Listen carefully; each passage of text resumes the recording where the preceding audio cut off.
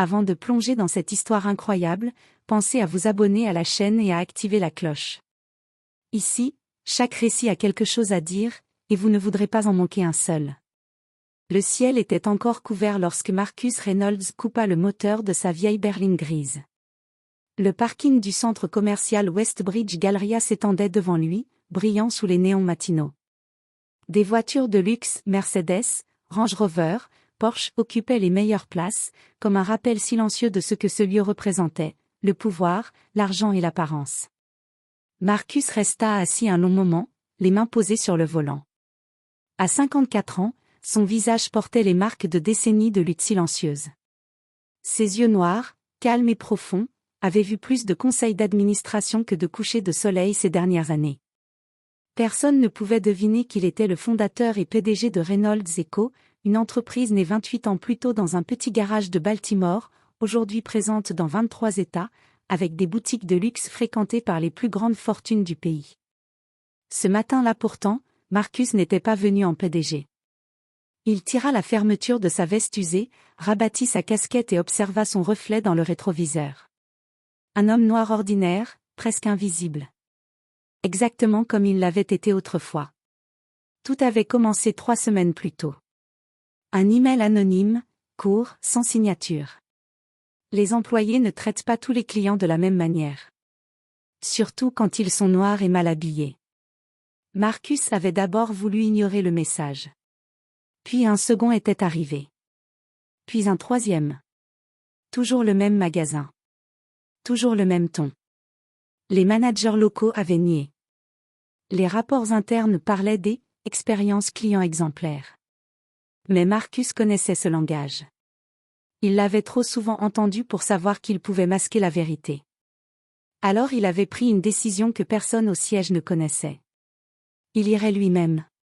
Sans escorte. Sans costume. Sans titre. Les portes automatiques du magasin Reynolds & Co. Westbridge s'ouvrirent dans un souffle feutré lorsqu'il entra. L'air sentait le cuir neuf et le parfum coûteux. Des sols en marbre blanc. Des vitrines éclairées comme des hôtels. 2 employés discutaient près de la caisse. Une femme élégante venait d'entrer derrière lui. Elle fut immédiatement accueillie avec un sourire, un « Bonjour madame, bienvenue », chaleureux. Marcus, lui, n'eut droit à rien. Pas un regard. Pas un mot. Il fit quelques pas, lentement, sentant ce vieux poids familier se poser sur sa poitrine. Ce sentiment qu'il n'avait pas ressenti depuis des années. Être présent, mais non reconnu. Il observa les montres exposées, chacune valant plus que la voiture avec laquelle il était arrivé. Il sourit tristement. Tout cela, c'est moi qui l'ai construit. Et pourtant, à cet instant précis, dans son propre magasin, Marcus Reynolds n'était qu'un homme noir de plus que personne ne jugeait digne d'attention. Il inspira profondément. Il ne savait pas encore que, dans quelques minutes, un simple refus allait faire tomber des masques, briser des carrières, et révéler une vérité que personne n'était prêt à affronter. Marcus Reynolds s'arrêta devant le comptoir des montres les plus chères du magasin. Sous la lumière blanche et froide, les vitrines brillaient comme des coffres-forts. Chaque pièce était soigneusement alignée, protégée par un verre épais, inaccessible sans l'aide d'un employé. Marcus posa calmement ses mains sur le bord de la vitrine. Il attendit. 10 secondes. 20. 30. Personne ne venait. À quelques mètres de là, Ethan Miller, conseiller senior depuis 5 ans, riait avec un couple blanc élégamment habillé. Il leur tendait une coupe de champagne, parlait de modèles exclusifs, de listes d'attente, de privilèges réservés. Marcus observa la scène sans colère. Seulement avec une attention douloureuse. Lorsqu'Ethan eut terminé, Marcus s'approcha doucement. « Excusez-moi, monsieur », dit-il d'une voix posée. « Pourriez-vous m'aider à choisir une montre ?» Ethan se retourna lentement. Son regard descendit immédiatement vers les chaussures usées de Marcus, remonta vers sa veste fatiguée, puis s'arrêta sur son visage. Son sourire s'effaça. « Ces modèles-là commencent à 15 000 $, répondit-il sèchement. « Je le sais, » dit Marcus. « J'aimerais simplement des informations. » Ethan haussa un sourcil, Amusé. Vous savez, on a aussi des accessoires plus abordables à l'arrière du magasin. Je préfère celle-ci. Un silence lourd tomba entre eux. Ethan croisa les bras. Honnêtement, monsieur, dit-il en baissant la voix, je n'ai pas de temps à perdre avec des gens qui ne comptent pas acheter. Marcus sentit son cœur se serrer. Je compte acheter, répondit-il calmement. Ethan esquissa un sourire condescendant. Alors revenez quand vous serez prêt. Autour d'eux, plusieurs clients avaient entendu l'échange. Certains détournaient le regard. D'autres observaient, gênés mais silencieux. Une jeune employée noire, Jasmine Carter, fixait la scène depuis la caisse. Elle semblait vouloir intervenir, mais resta figée. Marcus resta immobile. Il repensa à son père, balayeur dans une usine, qui lui disait toujours. Un jour, ils te verront. Mais pas avant de t'avoir ignoré. Puis-je parler à un responsable, demanda Marcus. Ethan soupira bruyamment. Le manager est occupé. Et franchement, il se pencha légèrement vers Marcus, ce magasin n'est peut-être pas fait pour vous. Ce furent ces mots-là. Pas criés. Pas insultant en apparence. Mais tranchant comme une lame. Marcus recula d'un pas. Il regarda autour de lui.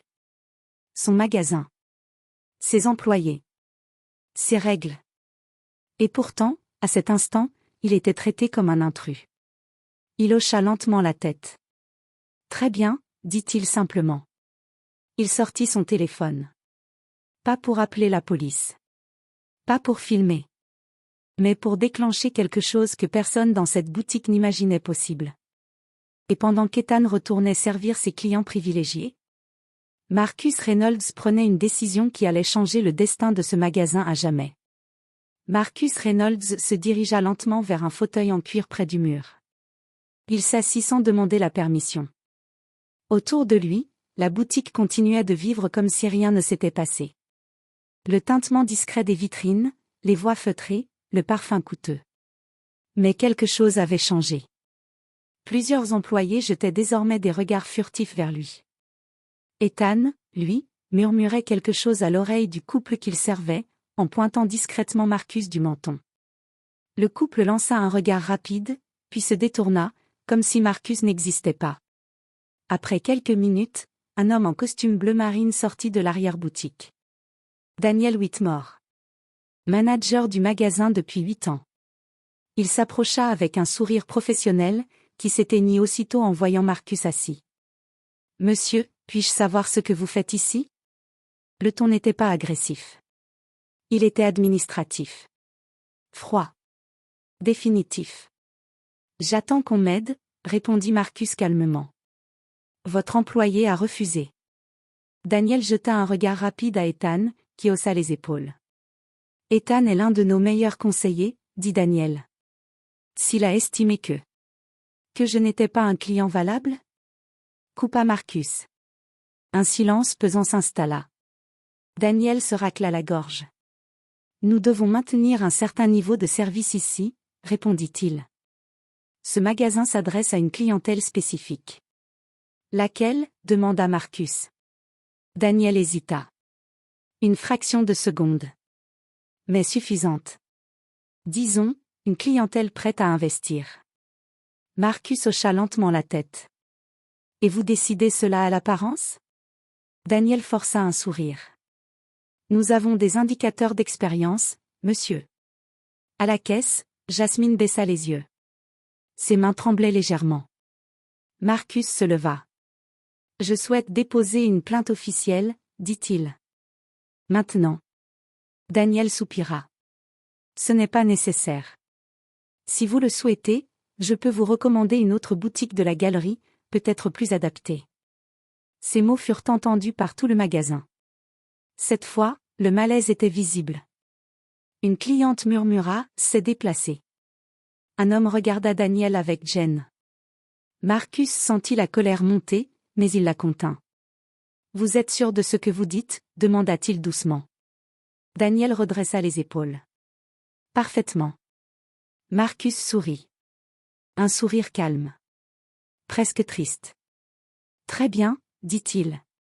Alors faisons comme ça. Il sortit lentement sa carte de visite. Pas une carte luxueuse. Une simple carte noire. Il la posa sur le comptoir, face cachée. Gardez-la, dit-il. Vous en aurez besoin. Daniel fronça les sourcils. Monsieur, je vais devoir vous demander de quitter le magasin si vous perturbez. Je m'en vais, répondit Marcus. Mais pas avant que quelqu'un ici apprenne quelque chose aujourd'hui. Il se dirigea vers la sortie sous les regards confus. Ethan ricana discrètement. La porte automatique se referma derrière Marcus. À l'extérieur, il sortit son téléphone et composa un numéro enregistré sous un simple nom. Conseil. C'est moi, dit-il. Activez le protocole. À l'intérieur, Daniel regardait encore la carte noire sur le comptoir, hésitant à la retourner. Il ne savait pas que, dans moins d'une heure, ce magasin serait méconnaissable. Moins de 40 minutes plus tard, l'atmosphère du magasin Reynolds et Co Westbridge changea brutalement. 2 SUV noirs s'arrêtèrent devant l'entrée principale. Des hommes et des femmes en costume sobre en descendirent, badge discret, oreillettes, tablette à la main. Les conversations cessèrent.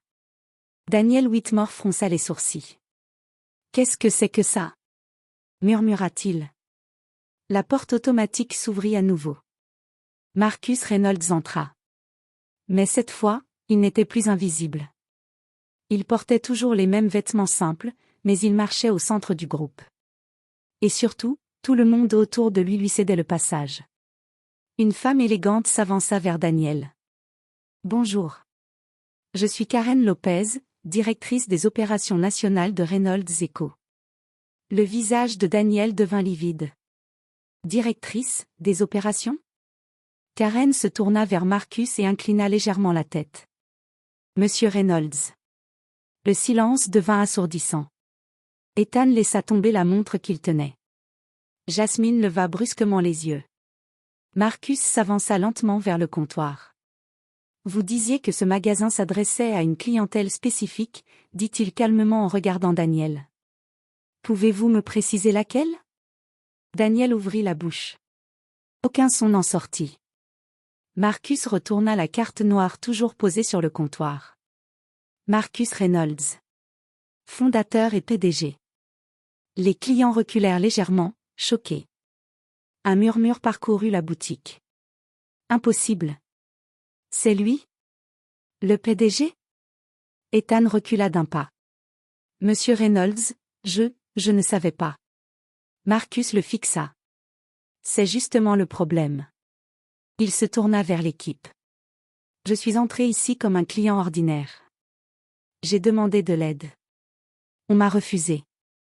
On m'a jugé. On m'a humilié. Il marqua une pause. Et si je n'avais pas été le PDG ? Personne ne répondit. Karen consulta sa tablette. Les caméras ont tout enregistré, dit-elle. Audio compris. Daniel sentit ses jambes fléchir. Monsieur Reynolds, permettez-moi d'expliquer. Non, coupa Marcus doucement. C'est moi qui vais expliquer. Il se tourna vers les clients. Cette entreprise a été créée pour prouver qu'un homme noir pouvait bâtir quelque chose d'exemplaire dans un monde qui doutait de lui. Ce que j'ai vu aujourd'hui est une trahison de cette vision. Jasmine avait les larmes aux yeux. Marcus la regarda. Pourquoi n'as-tu rien dit ? demanda-t-il doucement.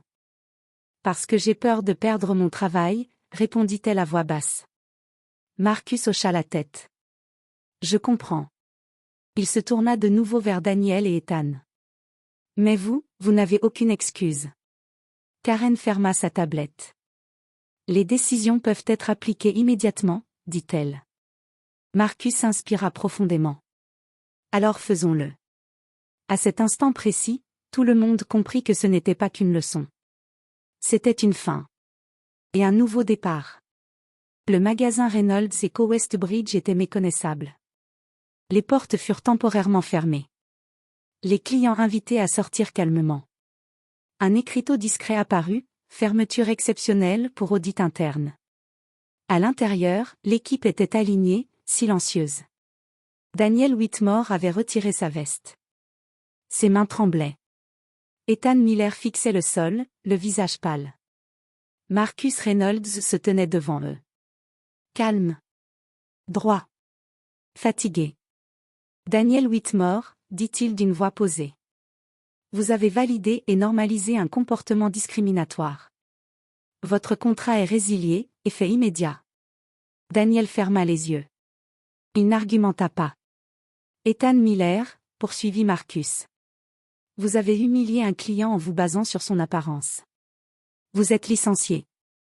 Et votre dossier sera transmis aux ressources humaines centrales. Ethan tenta de parler.